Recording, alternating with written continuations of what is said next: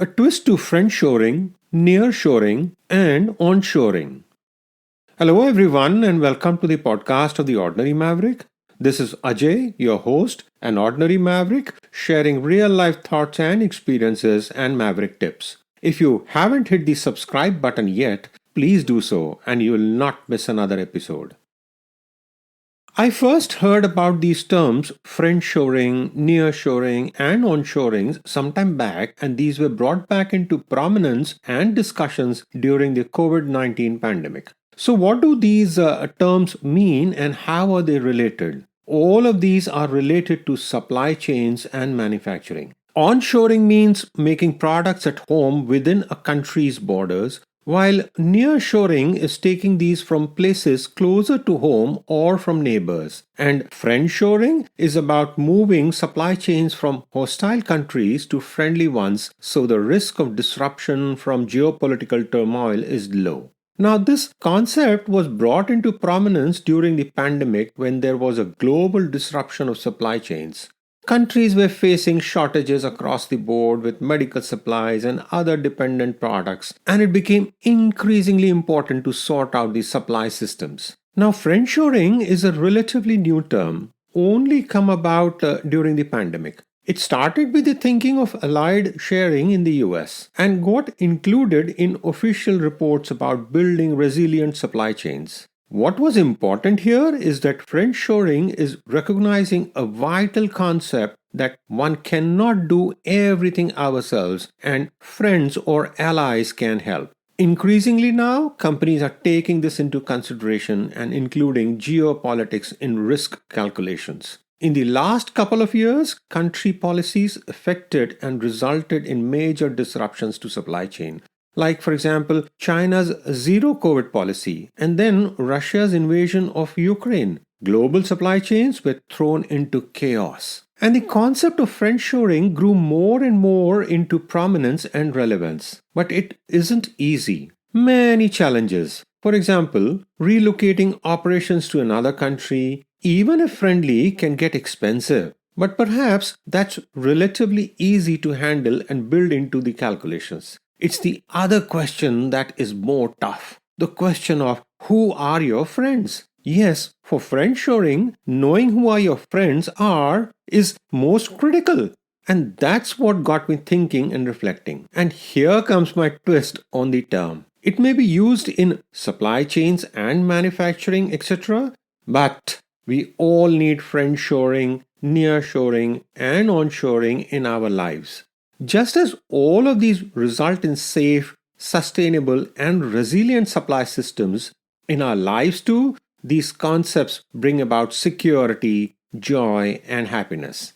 Fellow Mavericks, like many of us, me and my family have also experienced firsthand the impact of these concepts. Would love to share more with you, so here it goes. Let's look at onshoring first. It means in your own country, remember? I see it as look for solutions within your own home.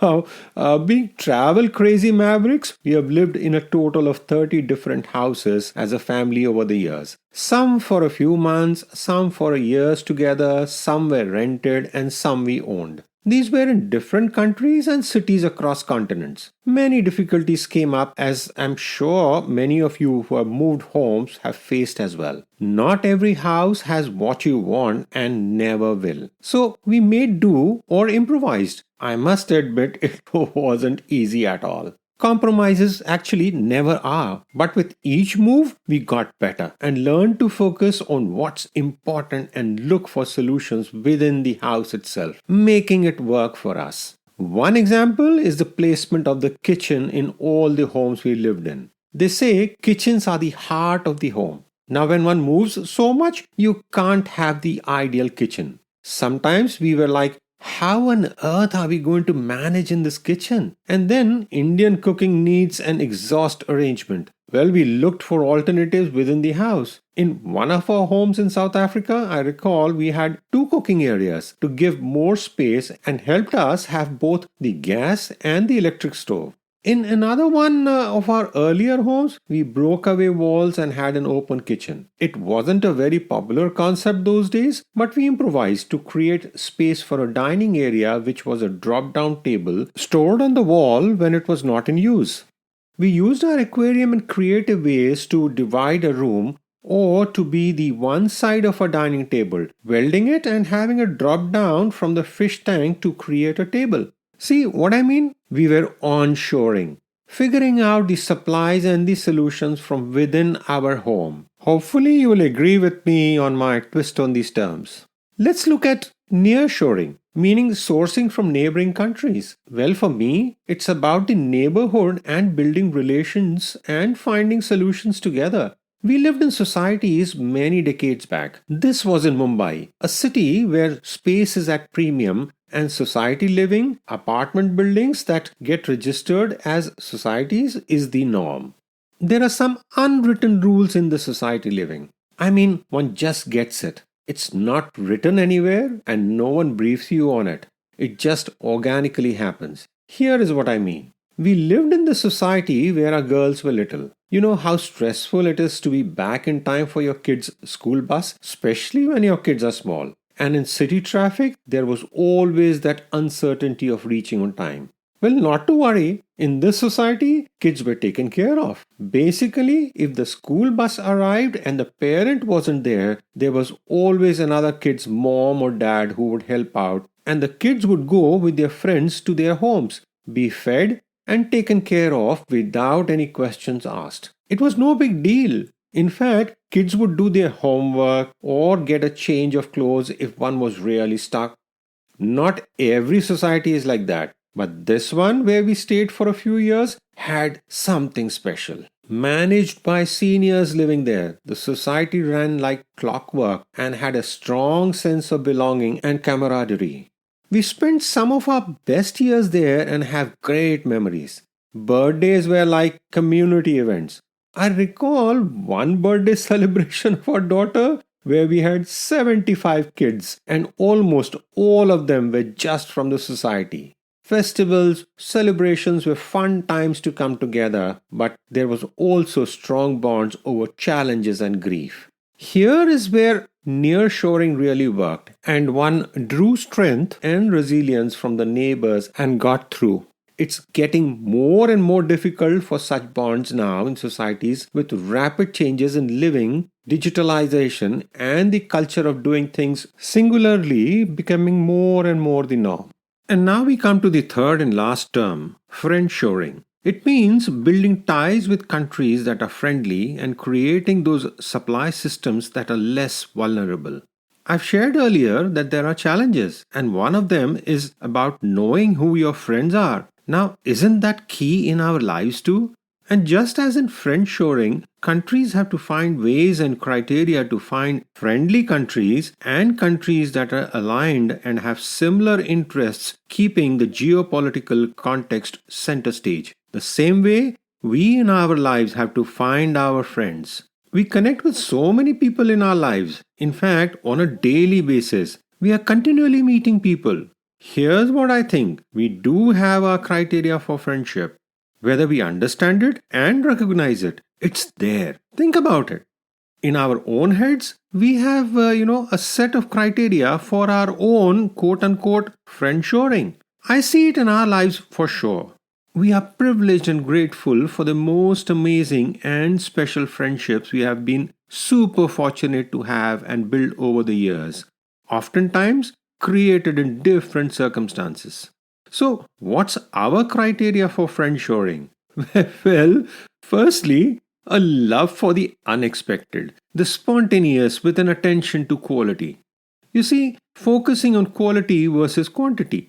We see this as something that creates an instant click. Another factor that creates a connect is the love for the moment. Almost all the friendship we have had over the years, and most importantly, those that have gotten stronger over the years, have all had these two basic criteria. There may be many more, of course, but these two are always there. So, all our friends out there, our fellow Mavericks, and you know who you are, hope you all will agree with the criteria. And once that bond is established, it never goes away. And in the times of need, this friendshoring, this connection is what pulls us through, regardless of the difficulties. Years and distances don't matter.